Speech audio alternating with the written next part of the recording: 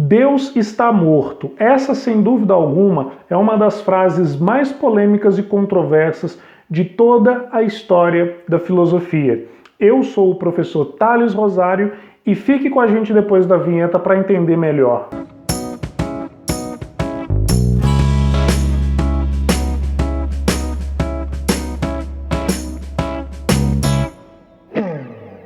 Então, para a gente poder entender melhor essa frase, Deus está morto, que foi dita por Nietzsche num livro chamado Gaia Ciência, nós precisamos entender alguns pontos da teoria de Nietzsche para poder entender o porquê que ele disse essa frase e o que ela significa de fato.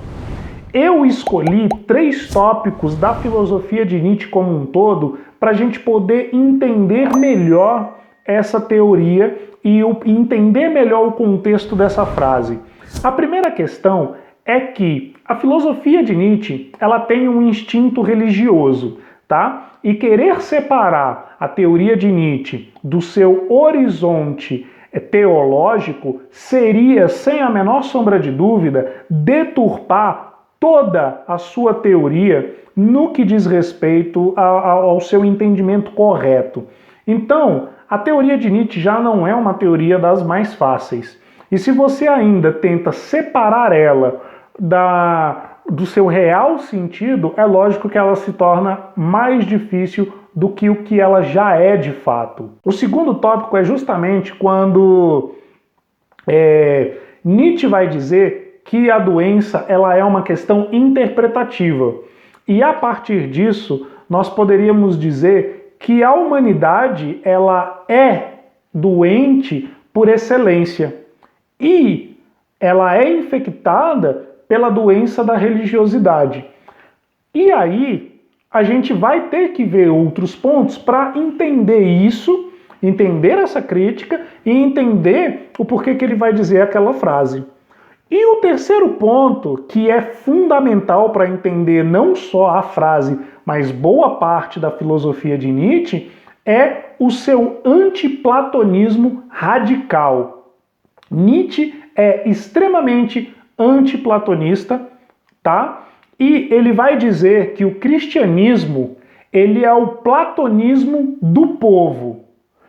E essa crítica que ele faz a Platão muito tem a ver com a teoria das ideias do filósofo. Quando a gente observa esses 3 pontos principais na filosofia do Nietzsche e observa o antiplatonismo que ele tem tão forte, a gente vai chegar na crítica dele ao cristianismo, à religião de maneira geral. E a gente precisa lembrar de uma coisa muito importante.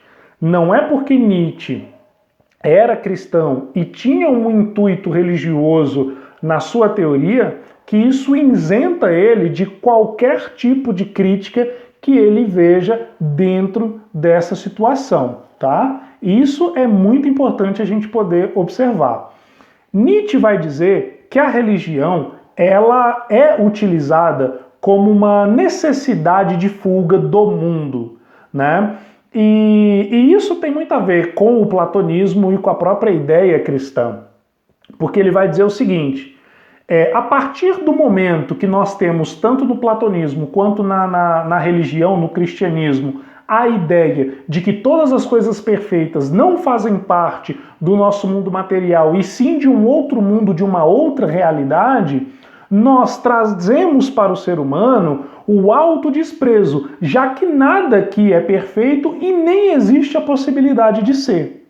Então nós criamos um ser humano a partir desses 2 pensamentos que vai estar muito mais preocupado com uma vida posterior à sua própria vida material, já que essa daqui não serve de nada, tudo é imperfeito e bom é só aquilo que estaria depois, né? Então você tem um autodesprezo ao ser humano do qual Nietzsche não concorda. E isso leva a 2 pontos muito importantes que Nietzsche critica, tanto a fraqueza quanto o medo. Então, dentro dessa perspectiva, o Nietzsche ele vai rejeitar aquela roupagem cristã de vida pós-morte, de a excelência para depois da morte, né?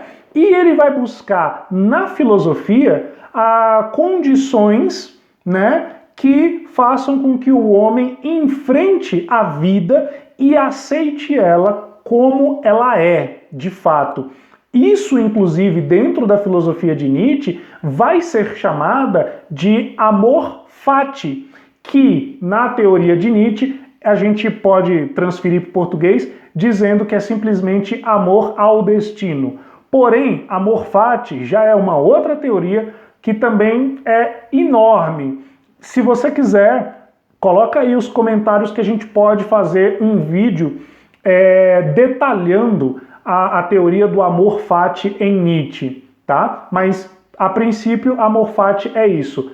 O amor ao destino, aceitar a vida como ela é, com seus pontos positivos e também com seus pontos negativos. Então, dentro disso tudo, Nietzsche vai avaliar a busca da salvação, que é tão presente no mundo cristão, como um empobrecimento da vida, já que a religião ela nasce de uma avaliação errônea daquilo que a gente considera dor. Por quê? Porque a religião ela vai desconsiderar o fato de que essa dor ela é parte da vida e por isso tem que ser aceita da maneira com a qual ela é, como Nietzsche já dizia naquela teoriazinha que a gente falou anteriormente, que é o amor fati. Uma vez que a gente consegue avaliar alguns determinados pontos da teoria de Nietzsche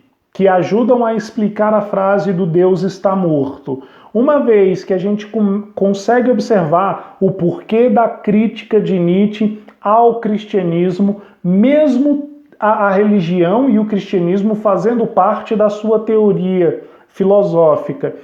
Mesmo tendo visto tudo isso, afinal de contas, o que significa dizer, dentro da filosofia de Nietzsche, que Deus está morto? E aí a gente precisa observar também o momento histórico que Nietzsche estava vivendo e o que ele estava vendo naquele finalzinho de século XIX. Na visão de Nietzsche, a influência da religião ela é cada vez menor. A igreja, os mitos, os ideais religiosos, a moral estavam cada vez menores dentro da sociedade, tá? Ninguém mais teria medo de Deus, uma vez que Deus estava sendo visto como uma criação de pessoas impotentes, sofredoras, em busca de um refúgio, né? E o Nietzsche observava também que o niilismo negativo ele dá conta de mostrar a criação de um Deus que pode ser sintoma de uma vontade doente e triste. Então, a gente começa a observar que quando Nietzsche fala que Deus está morto, ele não fala que Deus está morto no intuito de ser um anticristo ou de ser um ateu ou de menosprezar a existência do Deus cristão. Mas quando ele diz que Deus está morto, a crítica não é sobre a figura de Deus, é sobre a figura do ser humano. Do ser humano que deturpou a imagem de um Deus. Por quê? Porque esse ser humano que não consegue entender a verdadeira função de um Deus e, assim, também da religião e do cristianismo, esse ser humano reduziu a religião à simples justificativa da sua vida infeliz como um refúgio. Eu preciso me refugiar lá porque aqui na materialidade eu não consigo explicações para a vida. Eu não consigo fazer com que a vida tenha um sentido em si. E essa é a crítica. Ou seja, quando Nietzsche fala que Deus está morto, quem é o culpado disso é o ser humano. A crítica dele não é a Deus e nem a igreja nesse sentido, e sim ao ser humano que faz mau uso daquilo que seria a religião e, consequentemente, a ideia de um Deus que toda religião precisa ter. Então, essa é a questão. Por isso que Nietzsche diz que nós, seres humanos, precisamos amar o nosso destino, precisamos ter o amor fati com aquilo que ele vai considerar amor ao destino. Por quê? Porque nós temos que achar explicações para a nossa vida aqui na nossa vida. A vida não é perfeita, a materialidade não é perfeita, mas ela tem a sua importância, ela tem o seu significado e a vida em si, ela não teria um sentido. É cada ser humano que busca o seu próprio sentido da vida. E o ser humano, na dificuldade de dar sentido para a sua vida, precisa de um refúgio, precisa abrir mão da materialidade para viver a esperança de uma vida eterna, porque ele simplesmente não consegue dar sentido à sua própria vida.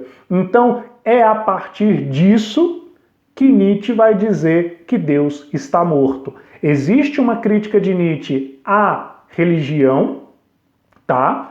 Que vai dizer que a religião, ela desconsidera a dor, ela desconsidera a vida humana, ela desconsidera a materialidade, porque o perfeito está do outro lado e não aqui. E existe uma crítica de Nietzsche ao ser humano, que não consegue e muitas vezes também não quer ir buscar o sentido da sua própria vida, buscando em um refúgio, utilizando mal a religião, porque a religião não nasceu para ser refúgio, tá?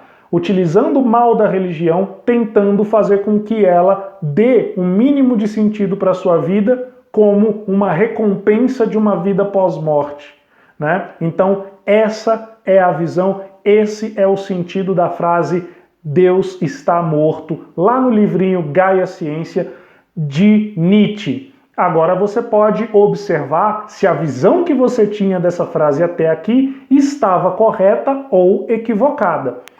Bem, pessoal, se você gostou desse vídeo, se você gosta do nosso canal, não se esqueça de dar o joinha, não se esqueça de se inscrever no canal e ativar o sininho para você receber todas as nossas atualizações em primeira mão, tá ok? Eu fico por aqui, um grande abraço a todos vocês e até o próximo vídeo.